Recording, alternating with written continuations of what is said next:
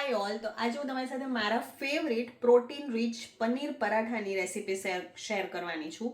પણ ખાલી પનીરના નથી, એની અંદર ચીઝ પણ છે. Cheese paneer stuff paratha protein rich છે, ટેસ્ટી છે, હેલ્ધી છે. તમે ચીઝને સ્કીપ કરી દેશો તો એકદમ હેલ્ધી થઈ જશે. મારા ઓલમોસ્ટ બધા ડાયટ ચાર્ટમાં પરાઠા હોય જ છે, તો હું તમારી સાથે આજે રેસીપી શેર કરું. સૌથી પહેલાં અહીંયા છે લોટ, ઘઉંનો લોટ છે, એની અંદર છે મીઠું અને તેલ.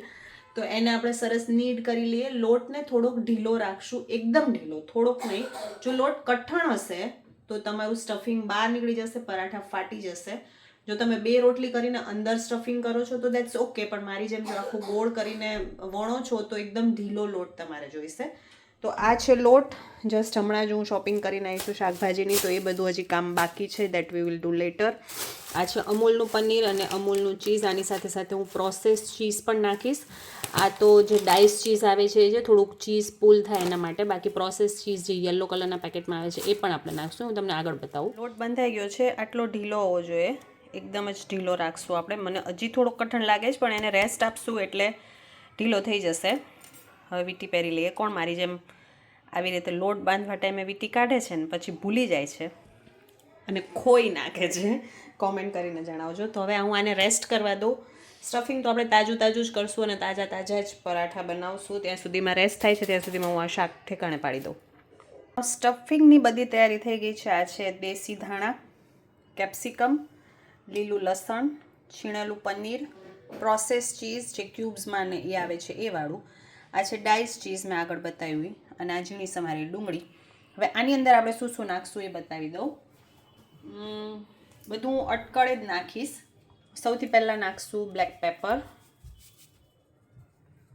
તમે તમારા સ્વાદ પ્રમાણે વધુ ઓછું કરી શકો, ઓફકોર્સ. નેક્સ્ટ આપણે નાખશું પીઝા સિઝનિંગ. એનાથી બહુ મસ્ત ટેસ્ટ આવશે અને મેઇન ટેસ્ટ આનો જ આવશે.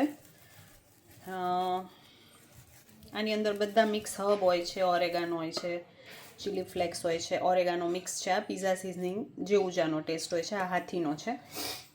નેક્સ્ટ આપણે નાખશું તીખાશ માટે ચીલી ફ્લેક્સ. જો તમે ગ્રીન મરચાં નાખતા હોય તો તમે એ પણ નાખી શકો, પણ આ થોડા વધારે તીખા છે ચીલી ફ્લેક્સ, એટલે હું માપમાં જ નાખીશ, કેમ કે અમે લોકો સાથે ગ્રીન ચટણી લઈશું અને એ થોડી તીખી હોય છે. અને થોડુંક સ્વાદ પ્રમાણે મીઠું નાખશું. પીઝા સિઝનિંગમાં મીઠું હોય છે અને શું કહેવાય, ચીઝમાં પણ મીઠું હોય છે, એટલે હું થોડુંક જ નાખું છું. ઉપરના લોટમાં પણ આપણે મીઠું નાખેલું છે, એટલે પનીર પૂરતું જ મીઠું નાખશું. રાઈટ. હવે આને બધું મિક્સ કરી દઈએ અને પરાઠું બનાવીને હું તમને બતાવું. So now let's mix all this. હાથ સરસ ધોયેલા છે, મિક્સ કરી નાખીએ. રાઈટ. અને મિક્સ કરીને બહુ બધી વાર નહીં રખાય, પાણી છોડી દેશે. એટલે જ્યારે તમારે પરાઠા કરવા હોય ત્યારે જ એને મિક્સ કરજો. અને આઈ ગેસ આનું તમે સ્ટફિંગ રાખી પણ નહીં શકો બહુ બધા વાર, કેમ કે પાણી છોડી દેશે પછી મજા નહીં આવે. અને આ જ સ્ટફિંગમાંથી તમે સેન્ડવિચીસ કરી શકો છો, અથવા તો મેં એકવાર ટ્રાય કર્યું હતું, બ્રેડને થોડીક પલાળી એમાંથી પાણી કાઢી અંદર આ સ્ટફિંગ ભરીને બ્રેડ પનીર બોલ્સ જેવું બનાવી શકો છો. અને ઓફકોર્સ તમે પરાઠા તો કરી જ શકો છો. એ સિવાય સેન્ડવિચમાં પણ ફાઇન લાગે છે. બ્રેડ તમારી પાસે હોય ઘઉંની અથવા તો મલ્ટીગ્રેન, તો એમાં તમે આ સ્ટફ કરીને પણ લઈ શકો છો. અને આને તમે ચિલ્લાનું સ્ટફિંગ પણ કરી શકો છો, એ પણ મસ્ત લાગે છે. ઓલ ઇન વન સ્ટફિંગ છે, બહુ જ સરસ આનો ટેસ્ટ આવે છે. તો મિક્સ થઈ ગયું છે. હવે હું પરાઠું વણું છું, શેકું છું, પછી તમને બતાવું છું. એ પહેલાં હું તમને બતાવું અકમ્પનીમેન્ટ્સમાં શું શું છે. મારા હાથ થોડાક, એક જ મિનિટ. યા તો ટોમેટો કેચઅપ છે, શેઝવાન ચટણી છે, ગ્રીન ફ્રેશ કોરિએન્ડરની ચટણી છે, અને સાથે છે વ્હાઈટ બટર. ઘી બનાવ્યું હતું કાલે, તો એમાંથી થોડુંક બધું છે વ્હાઈટ બટર. તો સ્ટફિંગ તૈયાર છે, લોટ આપણે બાંધી લીધો છે. નાવ સ્ટાર્ટ રોલિંગ. તો મોસ્ટલી હું ઇન્સ્ટાગ્રામની રીલ શૂટ કરતી હોઉં છું, એટલે મને ઊભી ફ્રેમની જ ટેવ છે. આ યુટ્યુબમાં મારે મૂકવો છે આ વિડીયો, કેમ કે આ લાંબો થઈ જશે રેસીપીનો. પણ મેં અગેન આગલી તમે ફ્રેમ જોઈ એમાં ઊભી છે. હવે મેં મોબાઈલ આડો કરીને હું શૂટ કરું છું. તો નાવ લેટ્સ ટેસ્ટ ધીસ. આ કેવું છે ટેસ્ટમાં સ્ટફિંગ, તો આપણને ખ્યાલ આવે કંઈ નાખવાનું હોય તો. નહીં, થોડોક ચીઝનો ટેસ્ટ ઓછો આવે છે. ઇટ્સ ઓકે, છોકરાઓને ઉપર ગ્રેટ કરી દેશું તો ચાલશે, રાઈટ? તો ચલો સ્ટાર્ટ કરીએ આડી ફ્રેમમાં.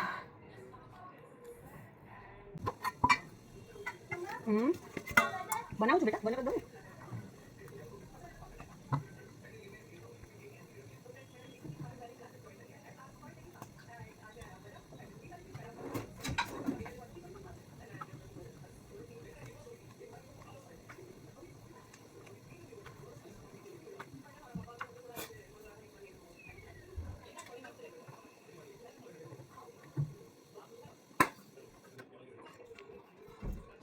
હવે આપણે ભરી લઈશું પરાઠામાં. આ એક મોટી રોટલી મેં વણી લીધી છે, વચ્ચેથી થોડી જાડી છે અને કોરથી થોડીક પતલી રાખી છે મેં. અને ઓલમોસ્ટ એક મોટા બાઉલ જેટલું ફિલિંગ આપણે એમાં ભરશું. ફિલિંગની ક્વોન્ટિટી થોડીક વધારે રાખશું તો ટેસ્ટ સરસ આવશે. અને ઓલમોસ્ટ મોટો જે બાર પંજાબી પરાઠા મળે છે એ સાઇઝનું આ પરાઠું બનશે. હું તમને વણીને બતાવું.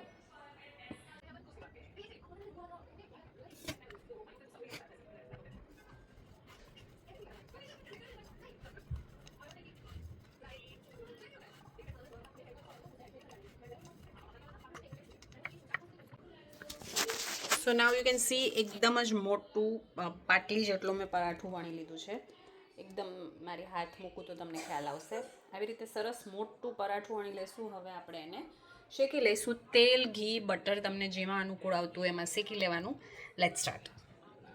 સ્ટફિંગ બહાર આવી જાય એવું ક્યારેય નહીં ફાટે જો તમે થોડોક ઢીલો લોટ રાખ્યો હશે તો. આમાં આપણે કેપ્સિકમના ને એના કટકા રાખ્યા છે એટલે ત્યાંથી બહાર નીકળે છે. બાકી લોટ ફાટીને જે આલુ પરોઠામાં એકદમ બહાર ચીકણો લોટમાંથી માવો બહાર આવી જાય છે એવું આમાં નહીં થાય જો તમે લોટ ઢીલો રાખ્યો હશે તો. અને આવું તો એકચ્યુઅલી ખાવાની મજા આવે છે. થોડું થોડું કેરેમલાઇઝ થઈ જાય ઓનિયન ને બધું, એટલા માટે મજા આવે. હું આને તેલમાં શેકું છું અને આગળ તમને બતાવું. સો મસ્ત એકદમ ક્રિસ્પી પરાઠું શેકી લીધું છે અને હવે આને આપણે પીઝાની જેમ કટ કરી અને સર્વ કરી દઈએ, રાઈટ? સો મેં એક બે બાઇટ લઈ લીધું છે. મારું તો ઓલ ટાઈમ ફેવરિટ છે.